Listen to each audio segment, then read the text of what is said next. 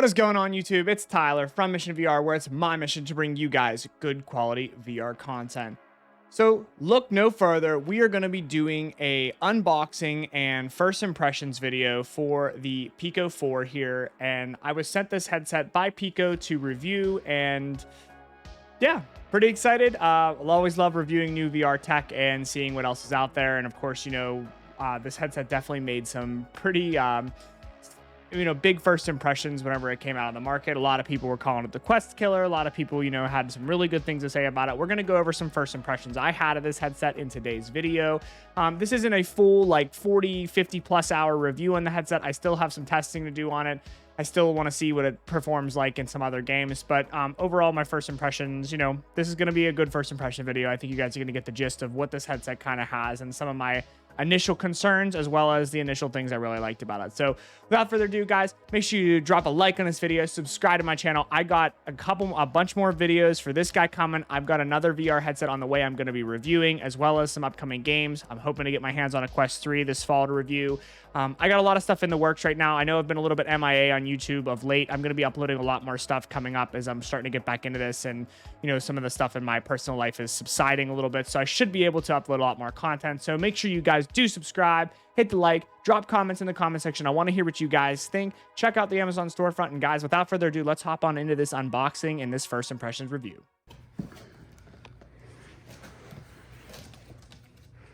Oh, look at that presentation though.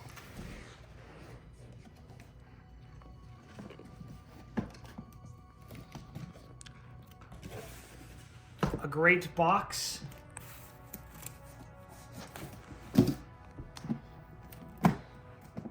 Let's see what's inside.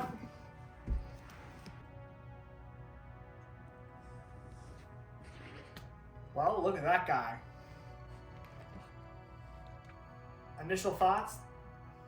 That's a sleek design, much sleeker than the Quest 2.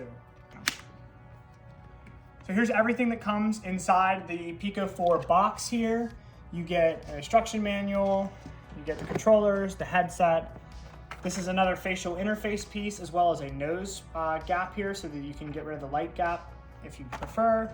And then of course the actual charging cable for this guy to actually plug in. Pretty cool, great presentation. I think that so far my unboxing experience has been nothing but pleasant. So really with the unboxing, overall impressions, definitely a good presentation. I really enjoyed the unboxing experience. And of course, anytime you're opening a new VR headset up, it certainly is going to be a thrilling experience, just the unknown of how good or bad it could potentially be. But their unboxing, the box and everything that came in, I was really impressed with the overall presentation. So moving on to the actual headset though, if you guys are taking a look at this now, you can see that the actual front of the headset has a really nice sleek design, and the 4 cameras similar to that of any other headset that's going to have 6 degrees of freedom tracking. And then if we lift it up, you can see obviously there's the microphone that allows you to, talk through the headset and use it as a communication device as well. And then if you look on the sides here, you can see that it's a slightly different orientation compared to other VR headsets, such as the Quest 2, which actually have a option for complete third-party head straps, where this definitely does not give you quite that freedom.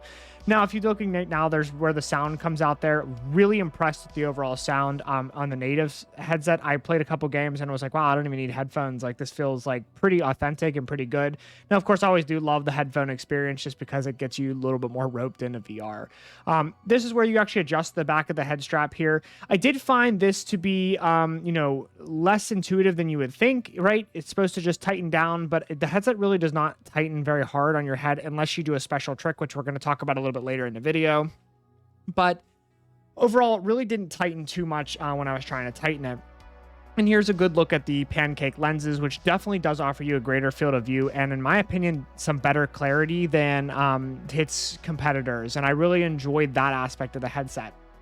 Now, as far as the actual facial interface here, this was a little bit hard for me. And, probably one of the more negative things I would have to say on my first impressions of this headset is that it's not as comfortable to wear as you may think.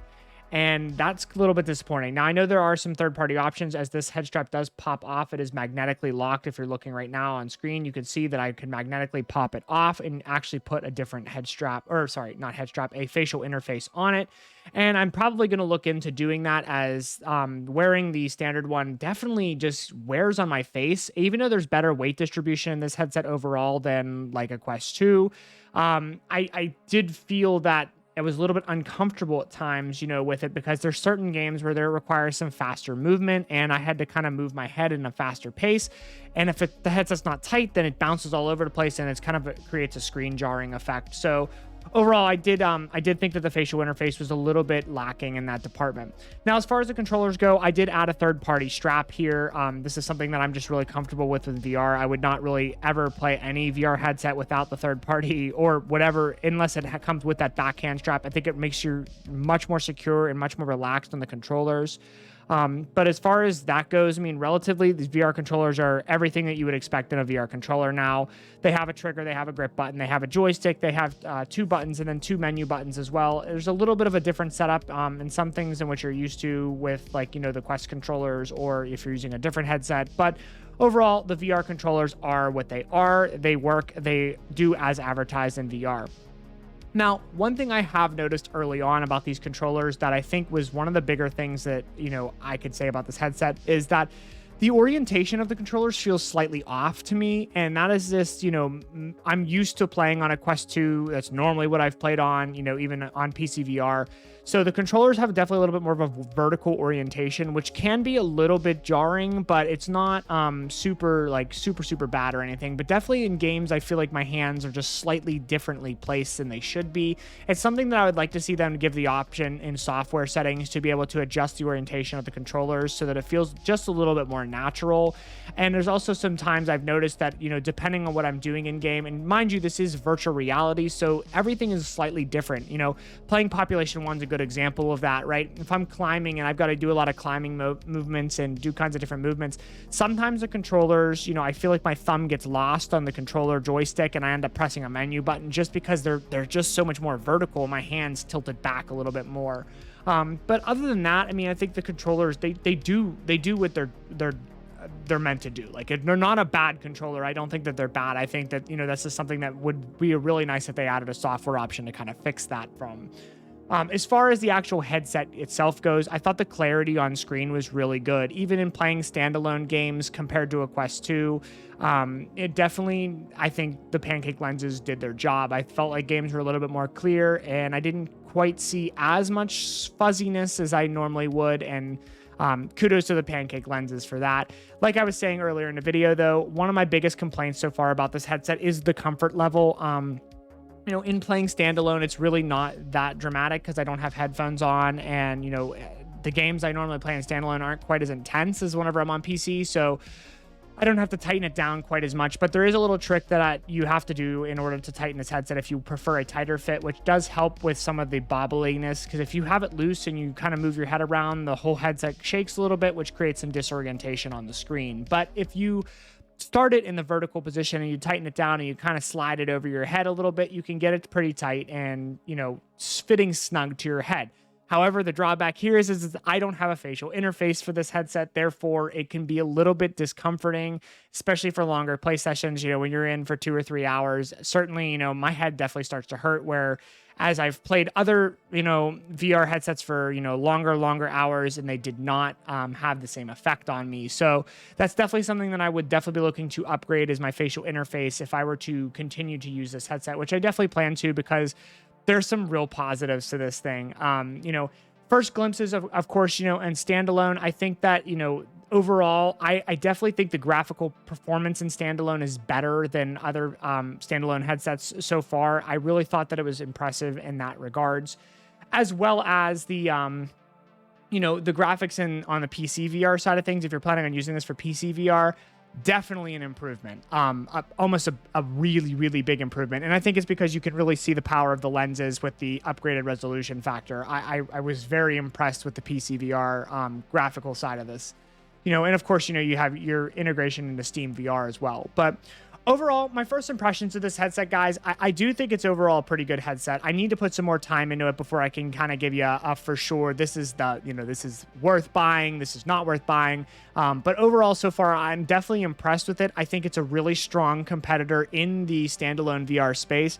I do think it does some things that are better than its competitors, and there's definitely some things that maybe aren't quite as good as their competitors. And we're going to get into that in a different video, as well as talking about all the games and all the best games you can get on this headset. And of course, first impressions with the games, of course, they actually have a decent amount of games in the library, a good selection of solid titles that I have played before. Of course, there's the drawback of not having the newest titles as well as the exclusives that certain competitors may have.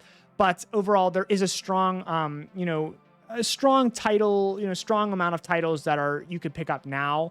I definitely want to see more. And as Pico continues to grow and push as being a top competitor, I think we're going to see more of that, as well as game developers going to be taking the opportunity to also get in on the action for people that do not want to give Meta any money, which there's plenty out there. So I'm sure that Pico is doing well in that regards and is going to be adding a lot more games to the library. But overall, first impressions of this headset, guys, I have to say, a pretty thumbs up right now. I do like what I've seen so far, and I'm going to be doing a much deeper dive into this headset, all tips and tricks and some of that stuff in a different videos. Well, guys, that is it for my initial first impressions video of the Pico 4 and really kind of what I thought right out of the box. I still have a lot of testing to do on this headset, so this is not a, hey, you should go buy this right now, or a, hey, you should definitely not buy this right now video.